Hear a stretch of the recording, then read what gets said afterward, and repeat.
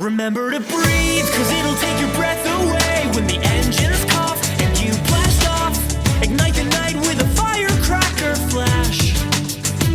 Remember to live. Hello, I am Axel MC131 and welcome back to the Kerbal Space Program, and doing something a little bit different today, which is that this commentary is actually post-gameplay. And that's because the mission that I have just been looking at, you can see me looking around on the map and the mission control, is a temperature scanning survey contract for those 4 pink locations on the map. And I thought, you know what, we could probably do that with a plane. So I accepted that. These are all worth science, incidentally. There's like 16 science and a whole lot of money to be gained. So I went and previously went and built a plane, and it is called the Sparrow 2. And yeah, it looks sort of like this. And we decided we would get Val and Bob and Bill to fly this one, mainly because one of the areas that we have to go and investigate is called Valentina's Redemption. You can see that's the first one there. I don't know why it's called Valentina's Redemption. We can only assume that she lost a bet with Jeb when flying the Sparrows in the last episode, with her landing so near the runway but not quite on it, and now she has to do this mission in the new Sparrow 2 to redeem herself in the eyes of the rest of her fellow Kerbonauts.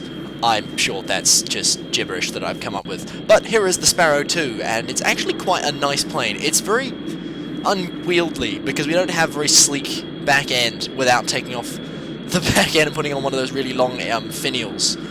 So yeah, it's a little bit stuttery during the takeoff, and you have to be careful not to pitch back too far, because otherwise you smack the back end on the ground. But here it is. It seats 3, it's powered by 2 Junos, it has about 500 units of liquid fuel on board, and I did some calculations after this flight, and it's got an endurance of just over 2 hours, if you fly it right, so that's pretty good. So this is me just starting the turn towards the first area. This mission took about half an hour, I think. I haven't actually checked the clock, so we'll see when we get back. But basically what I did for this is I flew the mission with Bandicam ready on standby, and for interesting bits I would just hit the record button, record for a bit, and then stop. So this isn't actually cut, it's actually just several recordings. That was just me saving myself from lag, and it meant that I didn't use up all my data with a half an hour long recording. So here's the first survey contract. This is Valentina's Redemption, and there we go, Valentina has redeemed herself. You can see I've got thermometers underneath the engine nacelles, as well as mystery goo units, which I don't remember we actually used. Werner's Gap is the second one, or Werner's Gap. I'll never be able to pronounce that sort of stuff. And then we have the third one, Zone ZZWW. And shortly after, the fourth one, now flying over the sea.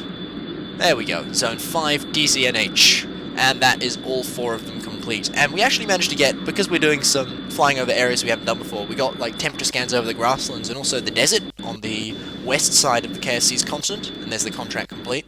We actually got some good science, so now all we have to do is head all the way back, and we are 20 minutes into the flight, or 23 minutes I think, by that clock, and Valentina decides, I just want to go home.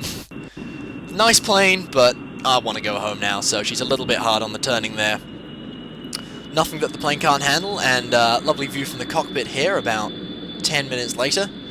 There's the engines out the window, and in the distance over there, there's where we're going. There's the KSC. Beautiful, like a glittering jewel in the distance.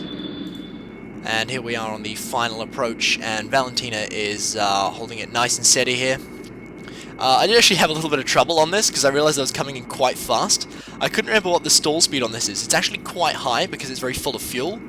I mean, it weighs nearly 7 tons on takeoff when it's fully loaded. It's about 4.5 tons empty.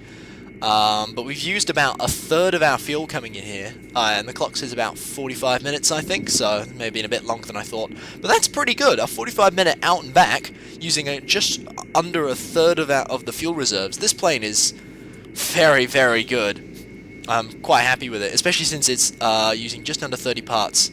I think it uses 29 parts this version. This one doesn't have an antenna on it, so I couldn't transmit like crew reports in flight, which I realized during the flight. So later versions now have the antenna, and that brings it up to 30 parts, but it's not using any other upgrades. It's just built with what I've had previously, and it's actually turned out really nicely. So here we are slowing down. You can see I came in a bit fast, but nothing that the brakes can't handle. Slow down. There we go. Now back to more manageable speeds. And just turn around a little bit so we can get some beautiful beauty angles there. And there we go. Mission complete.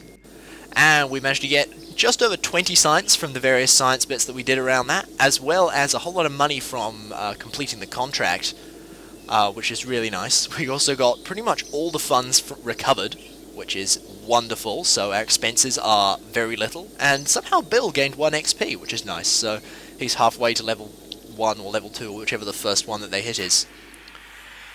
Meanwhile, Jebediah, the 4th Kerbal in the space program, decided he would take out his faithful Sparrow 1, which has been proven already, and thought that he would fly off to the grasslands just shortly and do a whole lot of science. So this is all time accelerated, you can see, and we're just going to go for a little short jump out to the grasslands here, try and get a landing. Again, we don't really have the best of brakes, so it took a little bit to slow down, even going up and down hills. But here we are, get some science, materials bay, goo, thermometers, even EAV report and crew report, transmit some of that science back, because the Sparrow 1 does have an antenna, and now it's time to turn around and fly all the way back. And I decided at this point, it was actually a little bit before while I was landing the Sparrow 2, which is that there's something I did in previous saves, which is putting flags at the end of each end of the runway, and there's something I've seen people do before. So I thought, well, I'm going to go and put a flag at one end of the runway, and the reason you do this is so that when you're coming in on approach with an aircraft, you can target one of the flags, and it's much easier to line it up because you just line up the nodes on the nav ball. So we've got Jeb out here, and he's going to go and tick an EVA report and plant the flag. There we go. And we're going to call this KSC Runway East. It is on the west side of the runway, but I target them on the opposite side. So you see, target when approaching from the east. So basically, if you're coming in from the opposite side, from one side of the runway, you target the flag on the other end of the runway, and that means that when you go over the runway, your target marker doesn't just flash onto you. So now all that's left is to just park this thing on the runway to maximize our returns, and get it back in the hangar and refuel it. And look, we got another 22 science from that. So, and all our funds recovered. The Sparrow 2 and Sparrow 1 are actually very similar in cost, which is quite interesting. But there we go, and we actually realised that there's a milestone for planting a flag at home, which we get a little bit of money for, which is neat. And we're now clear of contracts, and we have 96 science. So the next stage is, what do we research next? These are all the things that we have available at 90 science, and I'm thinking that we go for the electrics, because we get a better probe core, better batteries, lights, a radiator, and the solar panels. So I think we'll be going for that. But that'll be in the next episode, so until then, guys, thank you very much for watching. I've been XLMC131, and I'll see you next time.